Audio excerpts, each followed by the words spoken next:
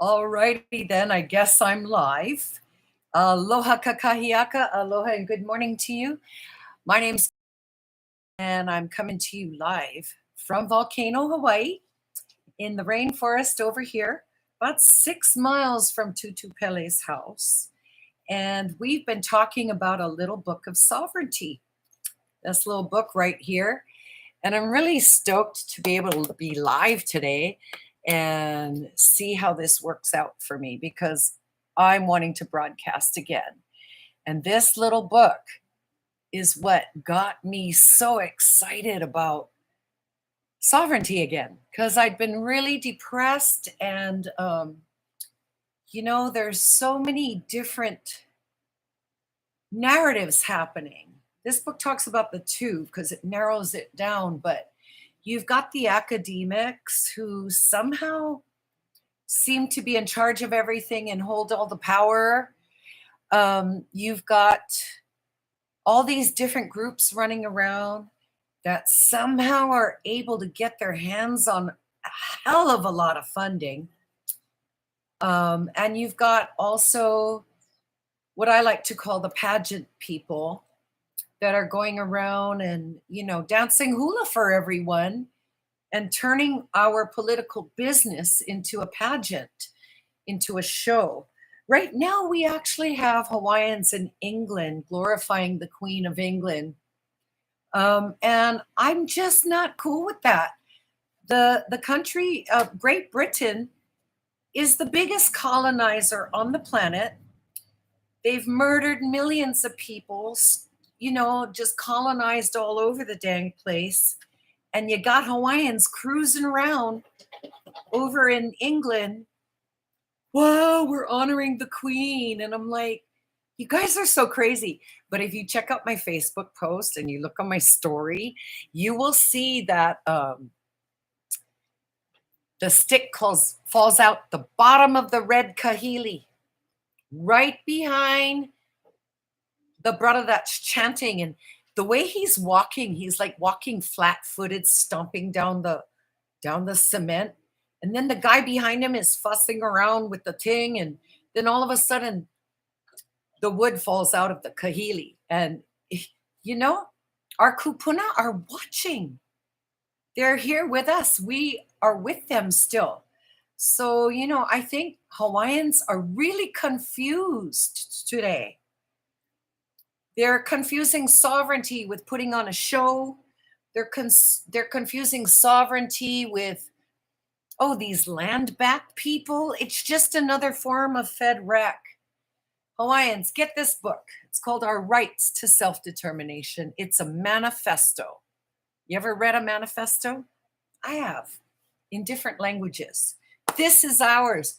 Get it. You'll get so excited once you start reading it. And any guy you know that has no clue about what's going on with us will know within an hour, because that's how long it takes to read this book, just about an hour. It's simple. It's a primer for Hawaiians. This is our primer. Let's talk about this. Where do we go? I don't see any forward movement. All these leaders are doing their thing. They're getting money. Who is leading the Hawaiian people forward? Who is helping us get into homes and get our food? Those are the real leaders. And in the meantime, politics is politics. It's not Hollywood, and it's not a luau show, people. This is why they laugh at us and they call Hawaiians stupid, because of our approach. And I've been doing this for a long time. I've watched everybody. I once had like 5 leaders together on Kauai, and all they did was almost throw blows, all the men. So get this little book. Let's start from square one today and just start having the conversation. Where do we go from here? Because I don't want to lose anymore. I want us to win.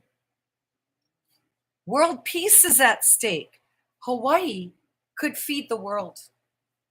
Anywho, It looks like there's a little bit of a relay happening. I'm sorry about that. I don't know why that's happening. Maybe it'll get better. I'm not sure what the deal is, but it looks like slow motion. So I'm just going to read the next chapter called The Akaka Bill and Federalizing Hawaiians. The book is called Our Rights to Self-Determination. You can get this book at www.kuleanaworks.com, and I've put the information below in the description. And if you like this series and you like what I'm doing and you feel like I'm valuable to you and the Hawaiian people, please subscribe to my channel and share, share, share. I challenge every Kanaka watching to share this with a non-Kanaka, to share this series with a non-Kanaka so we can get it all together here. We can get on the same page. Let's do it. Right now I'm on page 34. And in 2000, on the heels of Clinton's bogus apology, the federal government put forth legislation called the Native Hawaiian Government Reorganization Act. A plastic carrot swinging hypnotically from fishing line attached to a poisonous stick. It emerged from Senator Inouye's office, but it was nicknamed the Akaka Bill for the Native Hawaiian senator, who became its primary sponsor. And for 15 years thereafter, the bill was shamelessly dangled in front of our justice-starved faces. We were told over and over and over again in corporate media by state and federal politicians that the Akaka Bill is the best the Hawaiians can ever hope for. Oh my God, I read that bill ad nauseum on my radio show. Everyone and God and their dog. The Hawaiians are at the very bottom of the pecking order. Though the bill underwent numerous drafts like the apology resolution before it, none included the return of our land or acknowledgement of our rights to self-determination. Instead, it was aimed at creating the illusion of Hawaiian agreement to become subject to the plenary powers of the US Congress, something we've never done. And more important to the US agenda was what was buried in Section 8B of the bill, the part that extinguishes Hawaiian title to our land. Whether regarded as Aboriginal or Kingdom title, Hawaiians have never relinquished title to the national lands of the Hawaiian Kingdom. Did you know that? Let me know in the comments below what you think about this. Did you even know that? Hawaiians have never relinquished title to the national lands of the Hawaiian Kingdom. Whew. The US government cannot produce a legal paper trail proving it has any right to be here. All it can do is create the appearance of legality. It has normalized the apparition over time, but has never found a way to alchemize it into solid form. Nevertheless, through the state agency, Office of Hawaiian Affairs, OHA, Office of Hawaiian Despair, I call it, millions of taxpayer dollars went into trying to garner Hawaiian support for the Akaka Bill. There were poorly attended community meetings, lobbyists, media campaigns. At one point, portraits of Ali'i were displayed at pro-Akaka Bill events, a twisted suggestion that Hawaii's kings and queens, whose nation was stolen by the US, would be in favor of becoming an American tribe. And leading this is a woman named Robin Danner, who grew up in Alaska, and she is responsible for the Alaskan Natives' misery right now. They actually kicked her out of Alaska. They don't ever want her coming back. And she and I have gone rounds. She tried to get me fired so many times from the radio station. She even became a member of KKCR in order to try and get in there with her cash money and get rid of the songs of sovereignty. Yes. You might hear the dogs barking in the background. I have an animal rescue, Hui Naha Animal Rescue, and currently I have 20 dogs here. So They're being pretty good right now. All right, back to the book. The state legislature even passed Act 195 and put $4 million toward enrollment of qualified Hawaiians as members of a Quasimodo-like tribal entity. The commission that money paid for only managed to persuade 19,000 Hawaiians to sign on. But failing ever upward, that led to the invention of another legislative mirage. Act 77 allowed for the use of old Hawaiian registries that had nothing to do with the role to falsify Hawaiian support.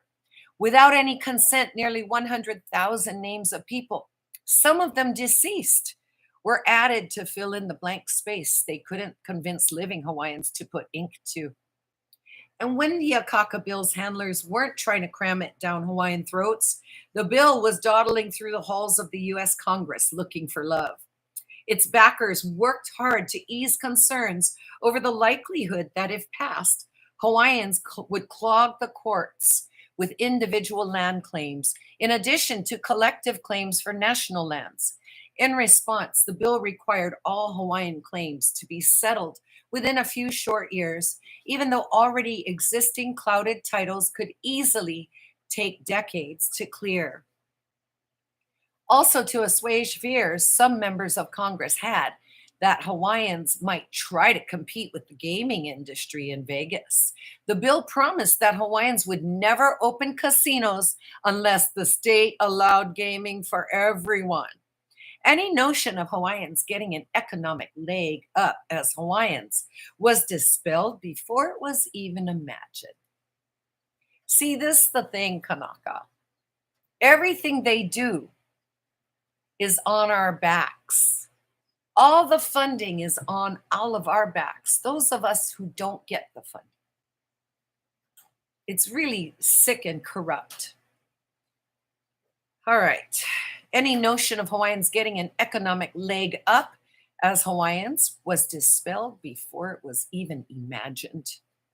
Keeping to their end of the deal throughout those years, Senators Akaka and Inouye, consecutive Hawaii federal and state legislators, and the media they all rely on, repeated the same hypnotic lie about the Akaka bill being the best Hawaiians could ever hope to get. It was like an abuser telling their victim to count their blessings because the battering could have been, and still could be, much worse. In 2010, a version of the bill did pass through the House of Representatives, but those pesky Republicans of the Senate seized upon that distinctly anti-Hawaiian rhetoric of white people who opposed the legislation, typically citing the U.S. Supreme Court's 2000 Rice versus Cayetano decision. In that case, SCOTUS ruled that Hawaiians are a race, then invoked the 15th Amendment to nullify Hawaiian-only voting rights for the Office of Hawaiian Affairs Trustees. An amendment to the U.S. Constitution intended to secure the voting rights of former African American slaves was used to ensure that Hawaiians have no voting rights as Hawaiians in Hawaii. In other words, the leadership of the Office of Hawaiian Affairs, which was established for the benefit of Native Hawaiians, and capital N, this is only for the people with 50%, okay, was established for the benefit of Native Hawaiians, isn't actually controlled by Hawaiians. OHA trustees are elected by whoever is registered to vote in Hawaii, and 90% of the population here is non-Hawaiian.